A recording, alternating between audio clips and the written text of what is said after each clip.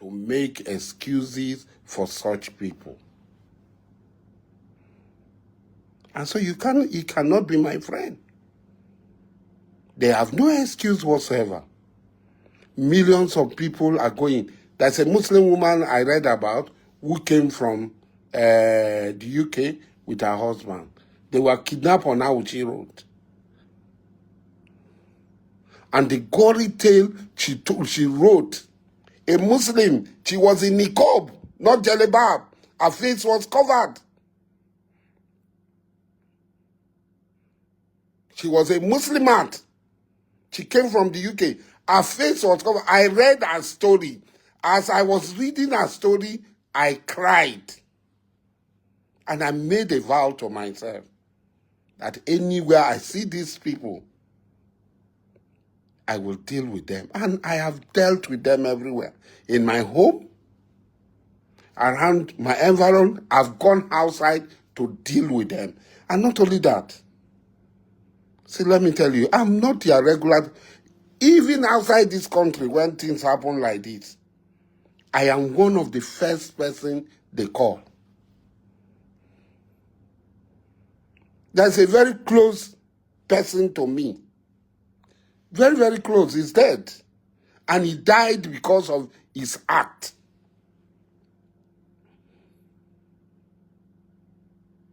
He went and kidnapped Koreans.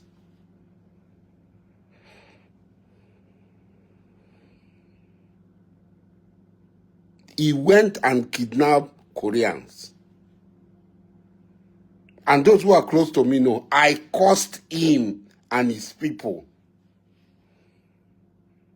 I cursed him. Even one of the person I cursed, it was just now, he became poor. He started begging. There are people here who know this story. He started begging for food. He started begging for death. He did not get death. I cursed him. The other one I cursed him, he was caught by one of his rivals. His head was cut off. The other one that I know, I cursed him. He was begging for food.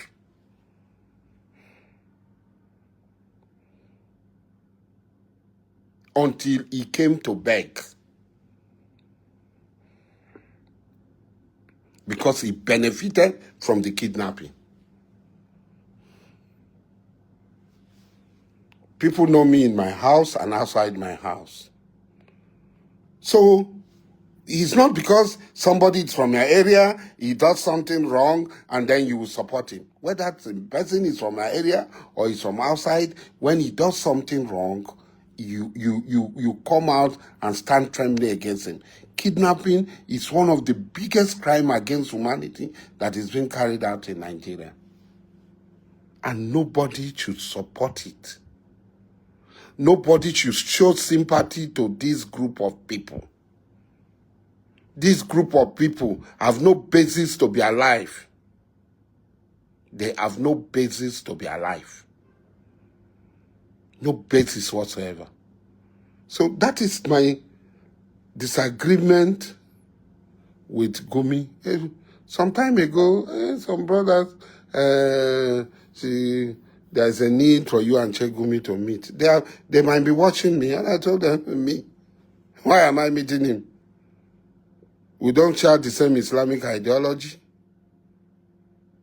He's a Salafist. I'm not a Salafist.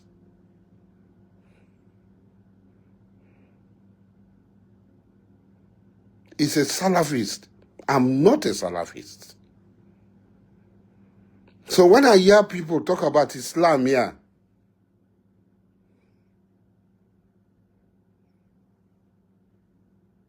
they don't know anything about Islam.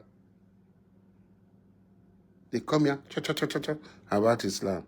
I've been a Muslim for 38 years. And I know Islam well.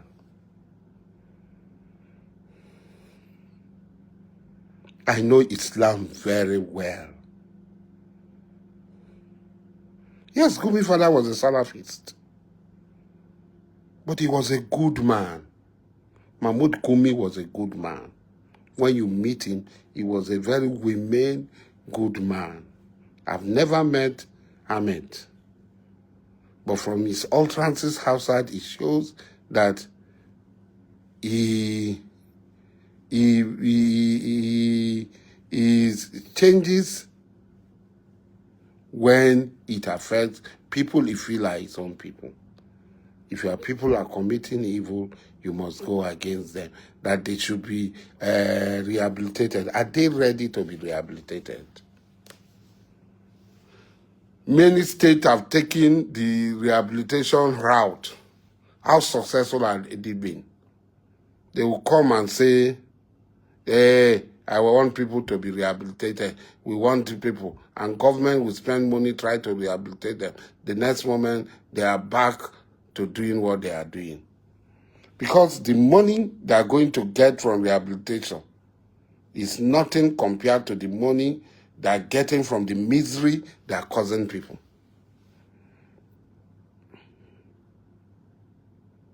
From the misery they are causing people. There is nothing to compare it from the misery they are causing people. So until Sheik Gumi's change from that pattern of behavior, he cannot be my friend. He cannot make excuses for these fellows. These fellows are evil. They ought to be wiped out. I am 100% in support of whoever is going to wipe. See, there are certain things by nature I cannot do. I am an Amakri. Today I am that Amakri. But even before I have always told people I am an Amakri of impeccable pedigree. Not just an Amakri. When things were very difficult for me after Goodluck left, some people very close to me, they begged me, you too. Some people say, Oga, I go be pot for you. We go cook for you. When we sell, we can't give you. I said, no. In fact, a time came when I almost broke. When I almost caved in to accepting to be part of it. But as God will have it, I sat down one day in my office. One night, around 2 a.m., I was sitting in my office. And I heard a voice. Don't put your hand in this thing. The voice told me, don't put your hand into this thing. And I refused. When in the morning, the person came who had said, let him build a pot for me, when he came, and I said, no, I can't do it. He said, that person will come with money. He will give me diesel to run my generator. He will do everything. He said, okay, people, they laugh you. Say that what to me derrière one at derrière one at the ramna say that angel over pennies of for it going bo. Say poor man, I resisted it. I stood firmly. I refused to be involved. Because if I'm criticizing multinational, what excuse will I have if I am also involved? So these are personal things that people do. You don't need to tell people. You don't need to impress people. Look, if you know me, I don't impress people. I hardly have friends. My senior brother, Fanika Ode, is here. He knows. When I was in detention, my senior brother, Fani, was in Obasanjo's government.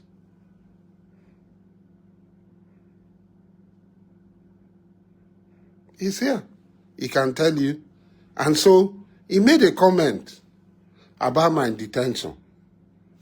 I didn't have the time I was in detention to reply. When I came out, Yar'Adua's government had come, EFCC was after him, and I made a statement. I made a statement in support of him. I've never met him. I don't know. I said, look, let the due process of the law take its course. You cannot just arrest people, throw them into prison, witch hunting and things. Fani Kayode came to my hotel. He looked for me, he came to my hotel, and he said, I thank you, my brother. I don't know that there are people like you. He's here, he's here, he's listening. He said, and from that day, we had been friends. So when I talk about Wike, Wike, a serving minister in the government, in where he has the power of a governor, goes to a place, and a military officer, because he's wearing a military uniform, will come out and stop him from having access. And people are applauding that he's courage. If he's courage, let him go to Sambisa now. I think they're looking for people in Sambisa. Let us not make excuse. Is it guiding private property? Is that why they engage him in the military?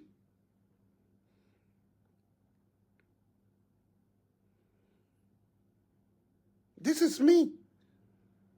I don't do anything for you to like me. Hate me.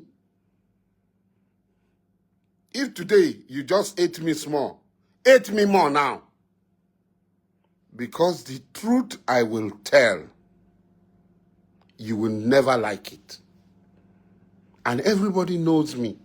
In my family, in my school, in my alma mater, in everything that I am involved. They know that, no go Asari. Asari go say in home. He no give a damn. He doesn't give a damn. Today, I am restraining myself because of position I hold. And like I said, most of these positions are like prisons.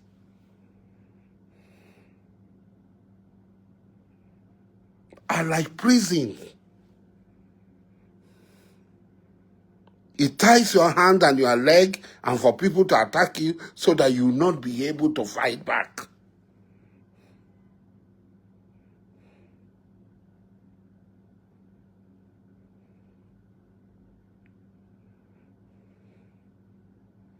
Why will we cannot be there, Idris? Is it not the minister and the governor of Abuja?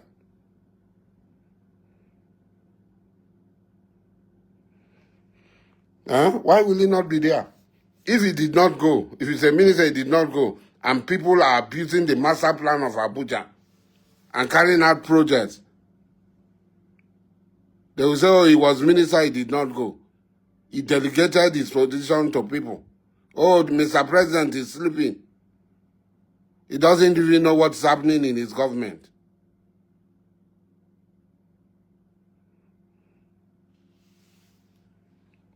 Like when I started in the morning, I said, Nigeria is the only country where nobody wants to obey the law. Only a few people.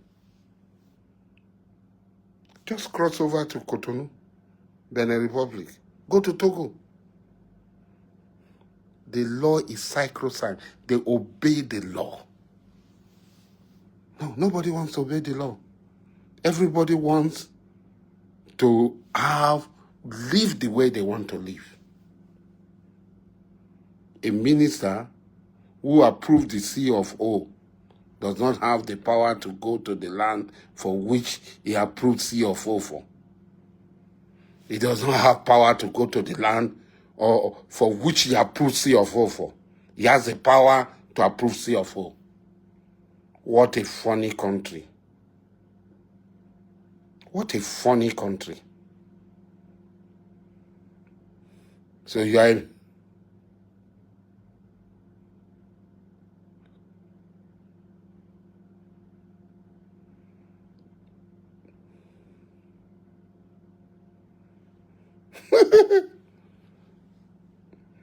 Do you know that, Idris, do you know that government can revoke the papers based on public interest? Have you read the Land Use Act? Have you read the laws? You don't know the laws of Nigeria. P2B, you don't know P2B. I know him, and P2B knows that I know him. If there is anybody that, if there is anybody, you are an Igbo person now, Mazi, Nnamdi Kanu and Obi. So that's what you do. Obi, let Obi bring his score sheet in Anambra. Let the whole world see what he turned Anambra to. He was the one talking about China, Dubai when he was there. Whether he turned that place to China and Dubai at the time he left. A con man. These are con men now. If Igbos are bringing people, they will go and bring a con man like Obi, that Nigeria should be saddled with a con person like Obi. So, for me, Sheik Gumi should.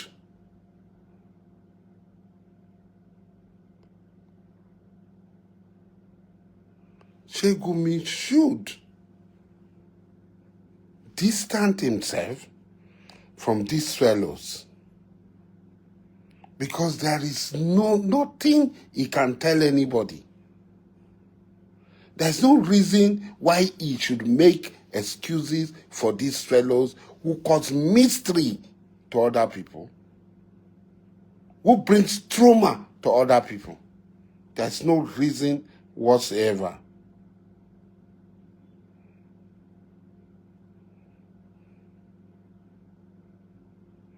For me. So, my brother, Abdullahi, I have nothing personal against Gumi. Maybe no member of his family had been kidnapped. I have had people close to me being kidnapped. I have had people being close to me, being kidnapped. And I know the trauma they passed through. And that has made me to hunt these people down and to catch them, deliver them to the law. So many of them.